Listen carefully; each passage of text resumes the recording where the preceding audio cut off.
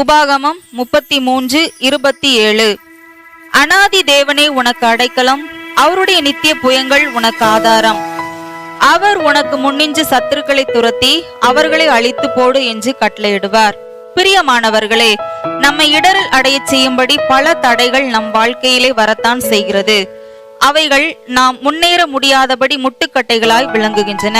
ஆனால் கர்த்தரோ தடைகளை நீக்கி போடுகிறவராக நமக்கு முன்னே செல்லுகிறார். அதற்காகவே அவர் தம்முடைய தூதர்களுக்கு கட்டளையிடுகிறார். தடைகளை நீக்கி போடுகிறவர் அவர்களுக்கு முன்பாக நடந்து போகிறார்.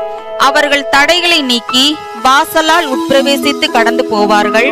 அவர்கள் ராஜா அவர்களுக்கு முன்பாக போவார். எத்தனை பெரிய ஆசீர்வாதம் இது! கர்த்தர் தடைகளை நீக்குகிறது மட்டுமல்ல, நம்மை சுமந்து கொண்டும் செல்கிறார். அந்த பெரிய பிரகாசமான கரத்தில் உங்களை சுமந்து கொண்டிருப்பதை எண்ணி பாருங்கள். நீங்களும் உங்களுடைய குடும்பம் முழுவதும் அவருடைய காயப்பட்ட கரங்களில் நிற்கிறீர்கள். கர்த்தர் 1-2 நாட்கள் அல்ல, 1-2 வருஷங்கள் அல்ல, நம்முடைய வாழ்நாள் எல்லாம் நம்மை தம்முடைய கரங்களில் ஏந்தி கொள்ளுவார். இதோ உலகத்தின் முடிவு பரியந்தம் சகல நாட்களிலும் நான் உங்களுடனே கூட இருக்கிறேன் என்று மத்தேயு 28:20 பார்க்கலாம். உங்கள் முதிர் வயது வரைக்கும் நான் அப்படி செய்து வந்தேன். நான் உங்களை தாங்குவேன். நான் அப்படி செய்து வந்தேன். இனிமேலும் நான் ஏந்துவேன், நான் சுமப்பேன், தப்புவிப்பேன் என்று ஏசாயா 46:4 பார்க்கலாம். நம் தேவன் நம்மை ஏந்தி சுமக்கும் தேவன். தகப்பன் பிள்ளைகளை ஏந்தி செல்வது போல சுமந்து கொண்டு செல்லுகிறவர்.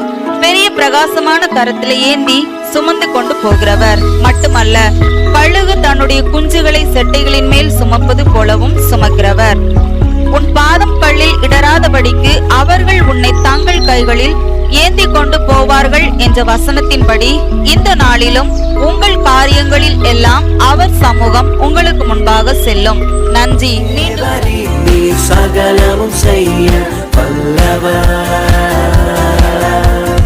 தேவனே, உமக்குப்பான தேவன் யார்? நீ செய்ய நினைத்தது நிறைவேறும். நீ செய்வதை தடுப்பவன் யார்? நீ செய்ய நினைத்தது நிறைவேறும். நீ செய்வதை தடுப்பவன் யார்?